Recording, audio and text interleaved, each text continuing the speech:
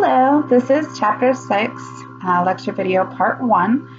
This chapter focuses on addiction across the lifespan. So what you will get out of this chapter will be looking at addiction across the years of life. So we will look at adolescence, we'll look at middle age, we'll look at, elderly population, childhood, risk factors, different things like that, to help you get a better understanding of what addiction looks like across the lifespan, whether or not a person starts early on or whether they may start later on in their life, and how addiction can affect that person and what some of the different issues related to that particular age group may be as well. So to get started with this, I wanted to first mention, your book also mentions this too, but we typically think that you might start with adolescence when we're looking at, the youngest age range of, addiction issues. However, some of these risk factors could be spotted early on in childhood.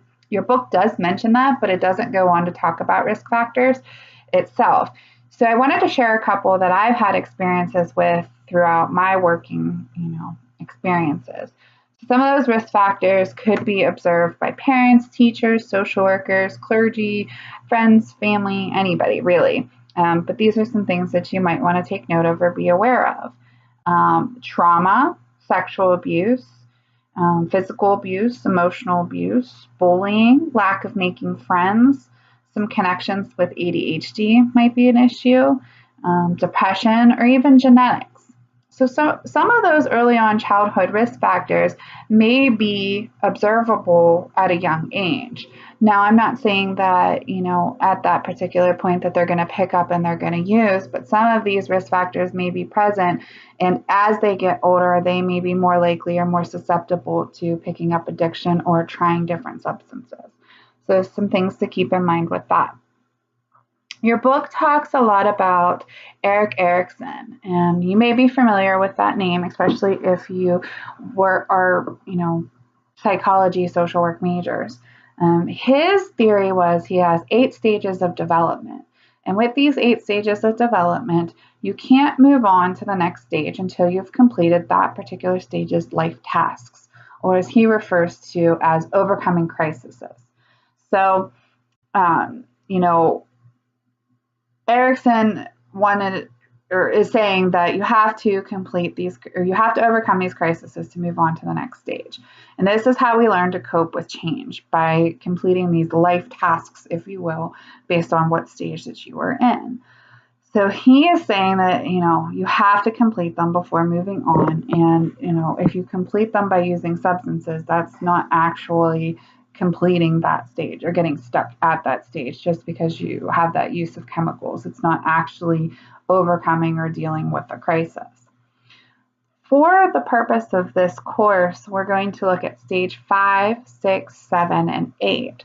So stage 5 being identity versus role confusion, which would be ages 12 to 17. Stage 6 is intimacy versus isolation, which is young adulthood. Stage 7 is generativity versus stagnation, which would be your middle adulthood. And stage 8, ego integrity versus despair, which is older adulthood. So those are the particular stages that we're going to take note of when we talk about addiction. So starting first with stage 5, we're looking at the adolescent population. During this time, this is a time of rapid learning for kids. They're developing skills. The brain's really growing, but the brain actually doesn't, fully develop until after the age of 20. But, during this time, we're learning different things. We're learning different skills.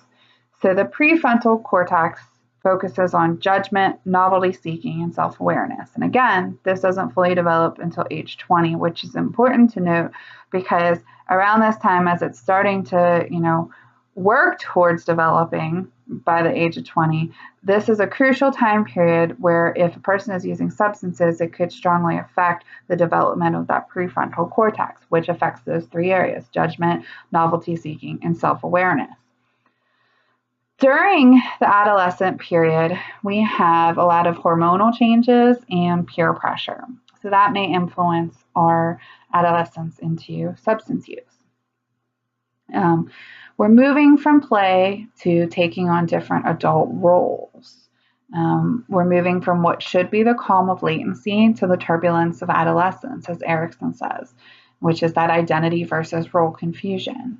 The peer groups are becoming predominant. Parents still are influential, but the peer groups have an influence on the child as well. Some special risk factors for girls may be is that there's more stress to sacrifice her own needs for the needs of others and to accept the responsibility for others, whether it be a friend, boyfriend, girlfriend, whoever.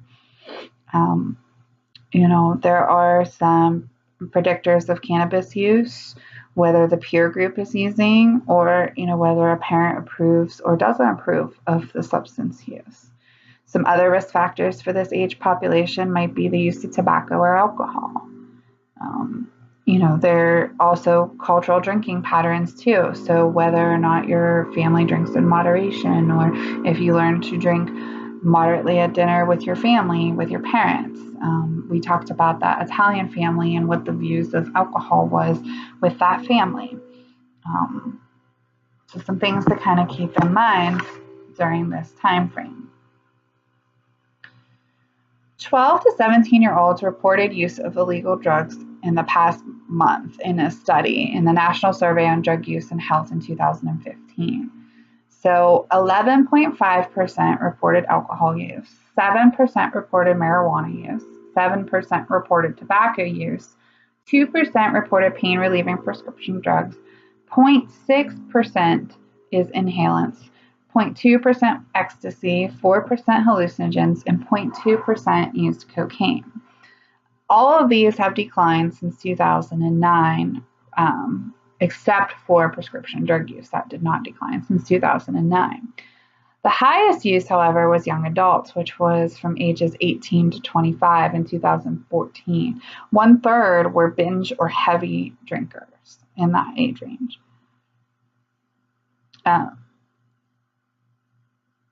Also, another category that is decreasing, I wanted to make sure I take note of this because this is on a quiz, is the use of cigarettes, which is illegal for kids under the age of 18, but the use of cigarettes is actually decreasing. So that is something to make a special note of for a quiz. And so is alcohol use, although there are still a lot of kids binge drinking, but we are seeing a decline of alcohol use. My notes got a little bit scattered here, so I apologize for the scattered random facts that I'm giving you at this point. Kind of still focusing on, youth addiction as well. We have this legal drinking age of 21. So when the drinking age was raised to 21 in every state, fewer kids drank. But those who do drink today tend to binge drink. Alcohol ads are targeting kids that are ages 12 to 20. That's, through TV, billboard, whatever.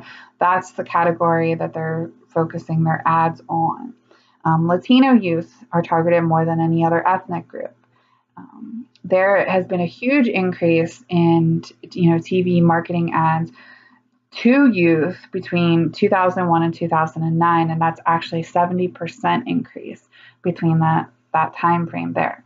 Middle school kids are particularly susceptible to the ads that use animals and characters. So if they have animals on their ads or, special characters, they're more inclined to, pay attention to that or be aware of that.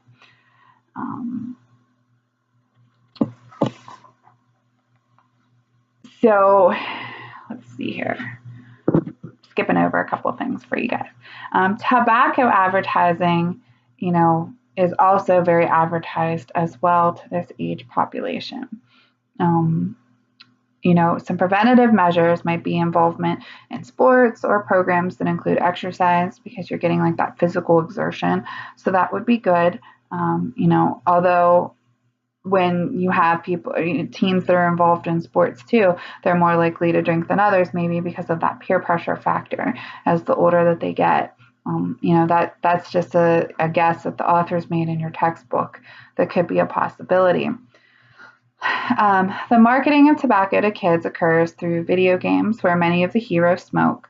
80% of adult smokers in the United States started smoking before the age of 18. You can't market it on TV or in magazines, so place cigarettes in visible locations in stores and advertise e-cigarettes and snuff online and smokeless tobacco in different sports magazines.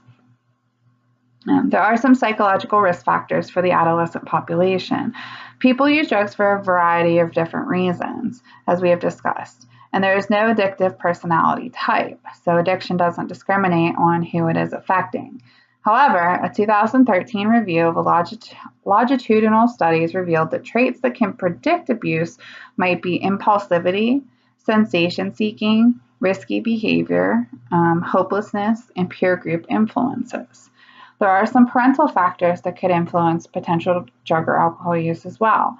Parental drinking and using drugs predicts substance abuse, as does child abuse and family violence, especially girls who have been sexually abused.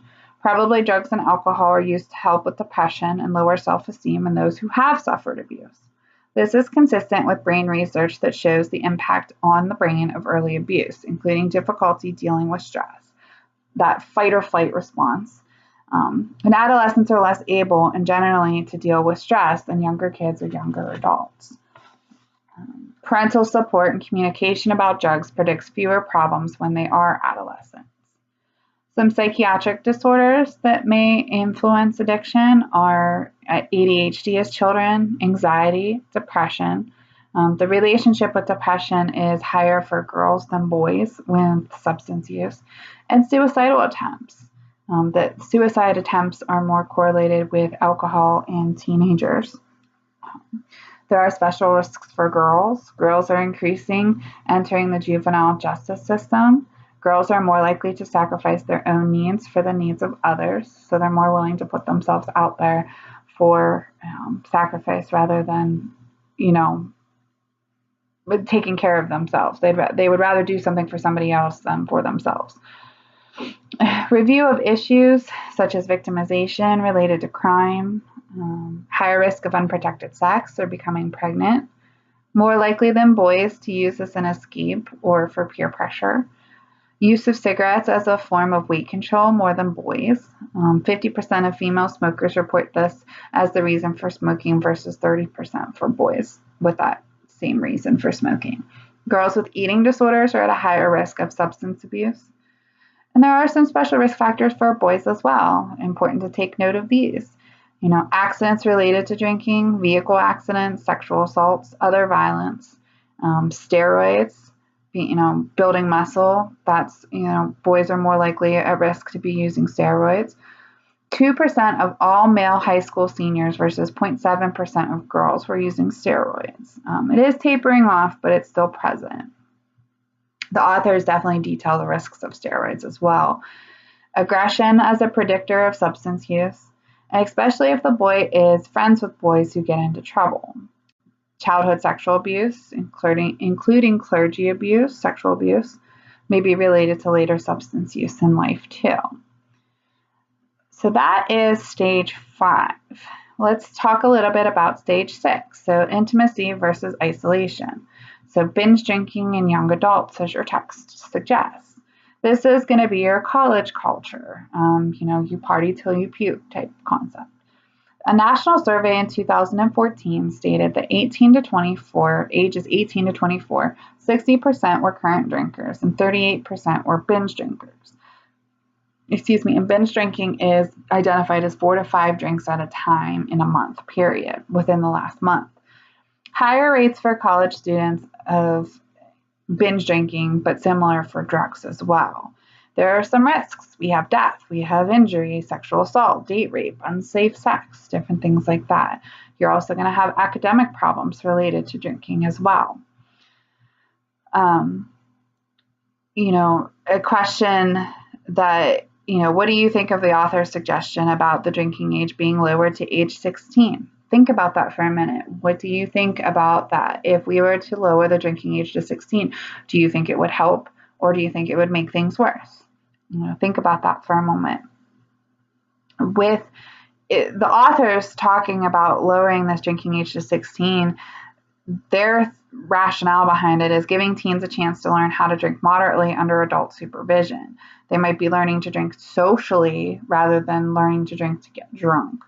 And they definitely have some arguments in your textbook that you could reference for that.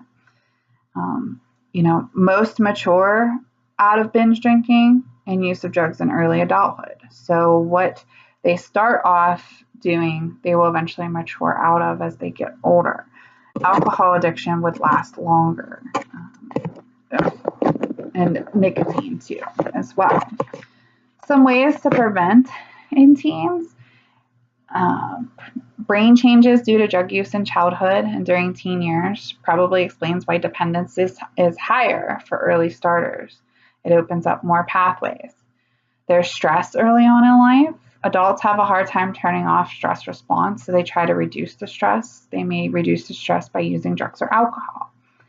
Obvious strategies prevent childhood drug abuse and initiate early treatment, earlier prevention programs. Get them before, it becomes a worse addiction. Alcohol misuse kills more kids than all other drugs combined, but the government focuses almost totally on illegal drugs. They almost don't focus on alcohol. There is a list of strategies on the bottom of page 267 that you could, take note of in your textbook. Preach moderate drinking, not abstinence. Again, we have that harm reduction model, drink in moderation, not drinking, or not ever drinking again. Abstinence sounds scarier than drinking in moderation. Permit drinking earlier. We talked about the author's suggestion of lowering the drinking age to 16. If that were to happen, would that change things? Would that change the way that, a person binges or not binges? Stop messages about long-term damage, fear-arousing messages. Those aren't working to help people.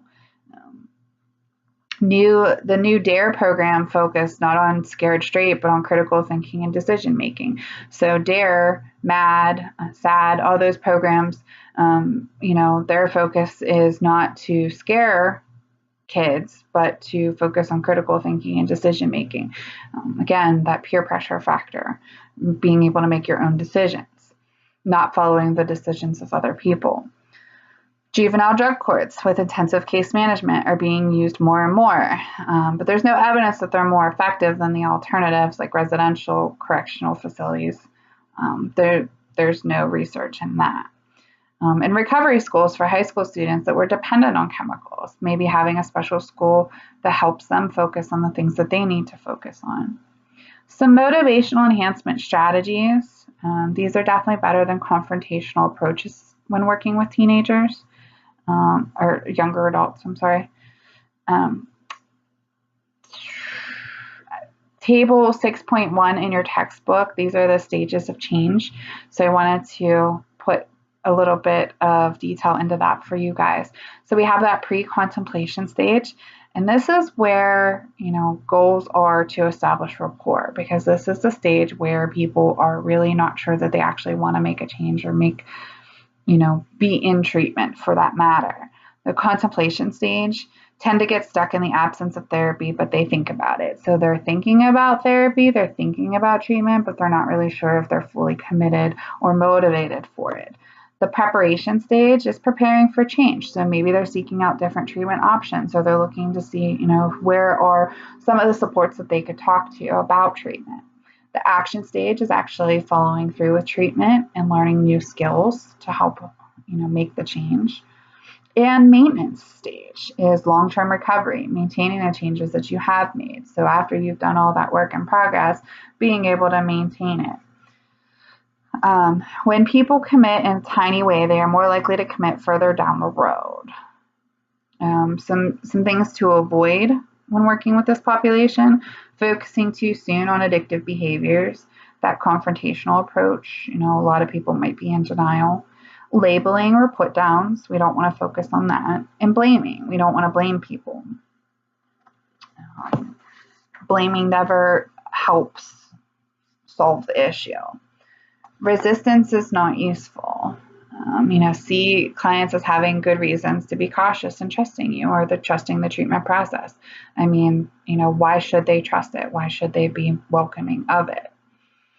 There are some gender-specific programming for girls. Then, with girls, they focus on developing relationships and addressing past victimization and sexual trauma. This is good because, that self-esteem factor may be lost in whatever trauma that they've experienced. So they're focusing on helping them rebuild some of those relationships. Addressing girls and self-debasing distortions and internalized victimization, and gaining competence in areas of interest. And also, when working with girls, you also have to have that nurturing staff to be able to work with them. However, I also feel that some of these techniques could be beneficial to be working with boys as well. However, your textbook suggests that these are gender-specific programs for working with girls. So this is the end of this lecture video, and we will pick up with the Chapter 6 lecture video part 2. So stay tuned.